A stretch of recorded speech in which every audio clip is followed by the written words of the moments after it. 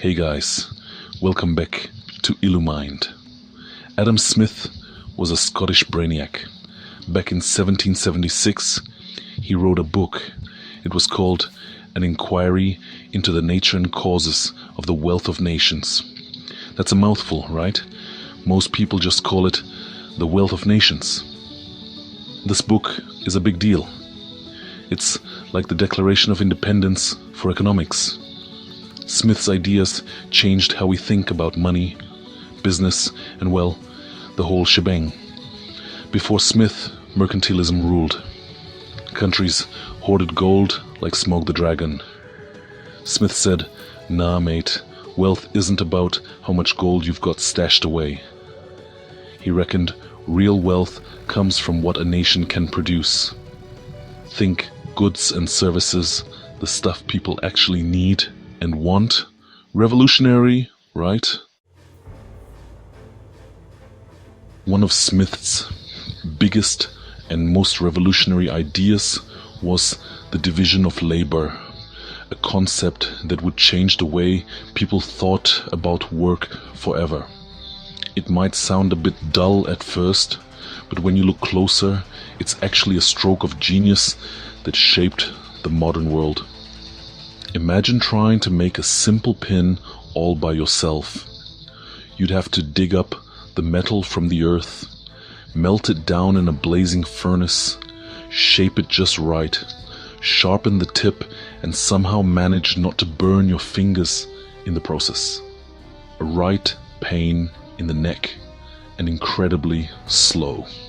Now picture a bustling factory where each worker focuses on just one small part of the process, repeating it over and over until they become experts.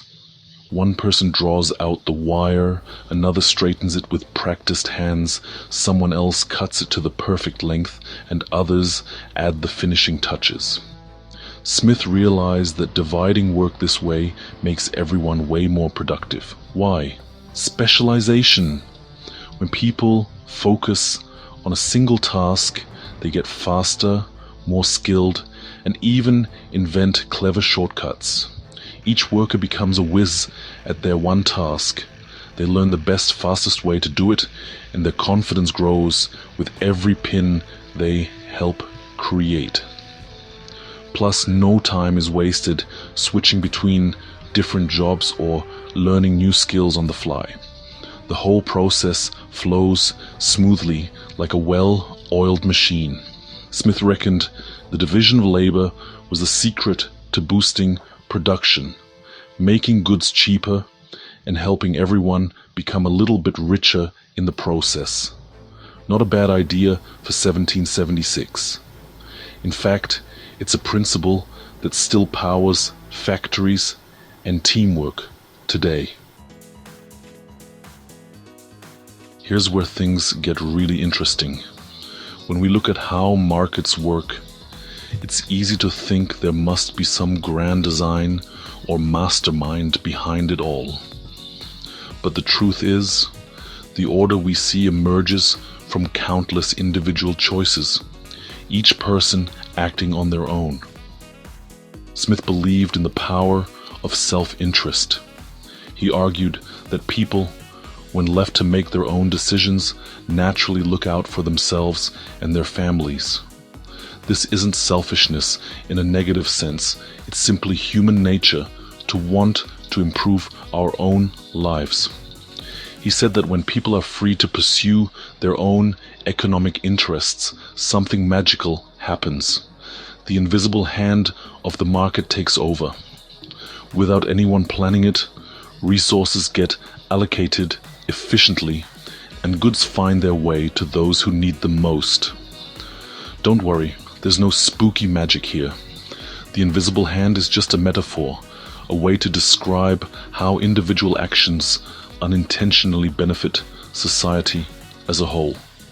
It describes how the forces of supply and demand naturally guide the market towards balance. Prices rise and fall, signaling to buyers and sellers how to act, and this constant adjustment keeps things running smoothly. Think about it. A baker bakes bread because he wants to make a living, not necessarily out of the goodness of his heart. He wakes up early, works hard, and hopes to earn enough to support himself and his family. But by pursuing his own self-interest, he provides bread for everyone else. The community benefits from his ambition, even though that wasn't his main goal. The price of bread is determined by how much people want it and how much the baker can make. If demand rises, prices go up, encouraging more bakers to enter the market. It all balances out as if guided by an invisible hand. This is the beauty of the market. Order and cooperation emerging from the simple act of people looking out for themselves. Smith was a big fan of free markets. He believed that when governments interfere too much, they mess things up. He argued that the best way to promote economic growth was to let individuals buy and sell freely, without a lot of rules and regulations. Think of it like a game of rugby. Too many rules, and the game gets bogged down. But let the players loose with some basic guidelines, and you get a fast-paced, exciting match. Smith believed that in a free market, competition would keep prices low and quality high. Businesses would have to constantly innovate and improve to stay ahead of the game. And consumers would benefit from more choices and better products. It's a win-win. Let's bring this down to earth with some examples. Remember those pins? The division of labor allows factories to churn out millions of pins, making them affordable for everyone. Without it, pins would be a luxury item. Or think about pizza. A pizzeria thrives because it makes pizza better and cheaper than you can at home. You get a tasty meal and the pizzeria owner makes a profit. Everyone wins. The invisible hand is at work here too. You choose your favorite pizzeria based on price, quality, and location.